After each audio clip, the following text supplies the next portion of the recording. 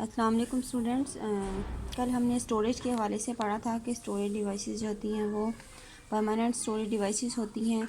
They are also called auxiliary storage devices and they are permanent storage devices, right. और both are use for reading and writing.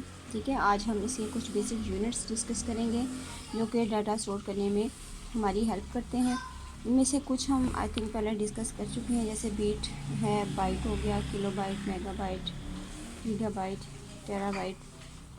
ठीक है, तो जो 1 byte is equal to 8 bits and it is use to store a single character, and kilobyte is equivalent to 1024 means 1024 bytes are called 1 KB. Similarly, 1024 kilobytes are called 1 MB and 1024 megabytes are called 1 GB and 1024 gigabytes are called 1 TB यानी terabyte.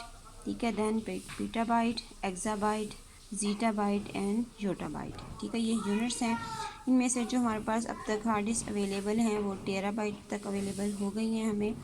ठीक है, और levels हमारे पास हैं storage hierarchy के। हमारे पास online storage होती है और नियर स्टोरेज है, और हमारे पास थर्ड कैटेगरी में हमारे पास जो है वो ऑफलाइन स्टोरेज है। ऑनलाइन स्टोरेज कौन सी होती है?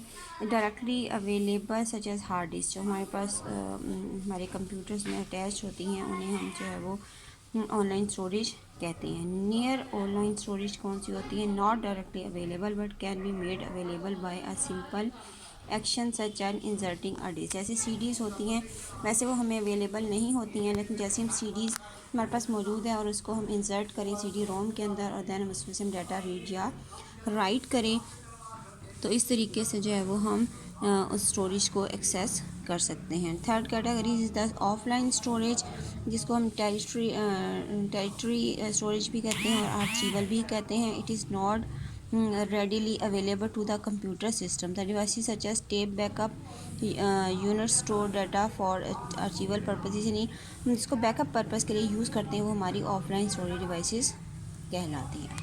There is a difference between memory and the storage. Memory is volatile and storage is non-volatile. It means that the volatile memory is basically a memory when we turn off the computer,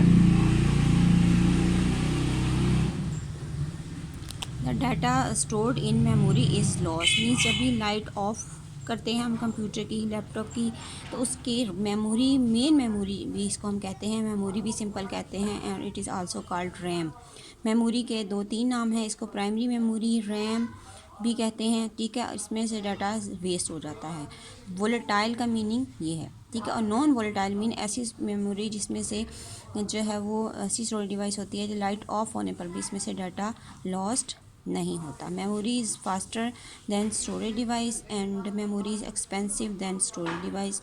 memory is smaller in size, on the other hand storage is bigger in size. Programs are copied from storage during execution and programs are stored in storage when no execution takes place. This is the difference between memory and the storage. Next है हमारे पास magnetic disk. Magnetic disk जो होती है most widely use media. It is thin circular metal plate होती है, इसको हम platter भी कहते हैं। ठीक है, और ये मैग्नेटिक मटेरियल से बनी हुई होती है। ठीक है, इसकी जनरल डेफिनेशन है।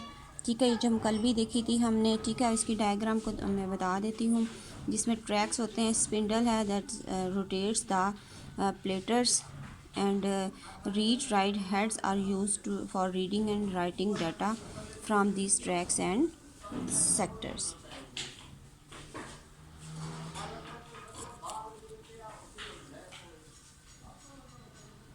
ठीक है, और इसमें सिलेंडर होता है, जैसे आप डायग्राम में देख सकते हैं। Cylinder zero top and bottom of each platter, यानी कल भी मैंने आप लोगों को बताया था कि जो प्लेटर होता है उसके टॉप वाली साइड से भी डाटा रीडिंग होती है और उसके बॉटम साइड से भी डाटा रीडिंग और राइटिंग होती है। A cylinder consist of all tracks of the same number. A cylinder consists of all tracks of the same number. Every cylinder contains same number of sectors. For example, track 0 of site 1 and track 0 of site 2 is called cylinder 0. Okay, ठीक हो गया।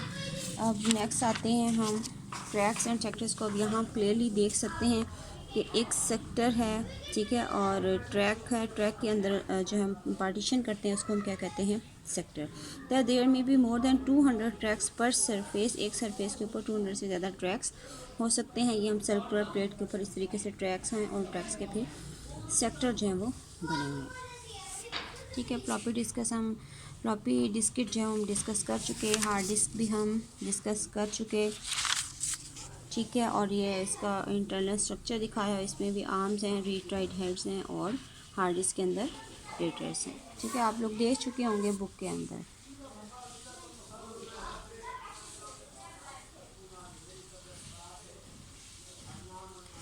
अच्छा, next हमारे पास हमारा topic है hard disk cartridge. Hard disk cartridge are use primarily to complement an internal hard disk.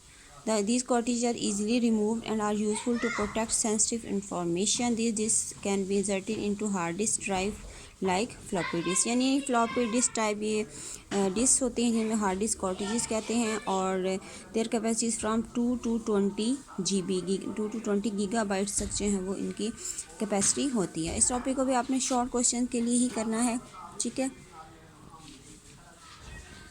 अच्छा, next में से हमने करना है जो वो है हमारे पास डिस्क कैशे। ये कैश मेमोरी भी इसको कहते हैं। It is use to improve the performance of the hard disk. It is a type of RAM that stores program instructions and data the user is working with. When CPU needs information, it first looks in the disk cache. If it does not find the information it needs, it retrieves the information from the hard disc. यानी कि जो cache memory होती है ये basically आप diagram में देख सकते हैं कि CPU और हार्ड डिस्क के दरमियान में जो है वो हमने इस मेमोरी को रखा है, डिस्क कैशे को, ठीक है।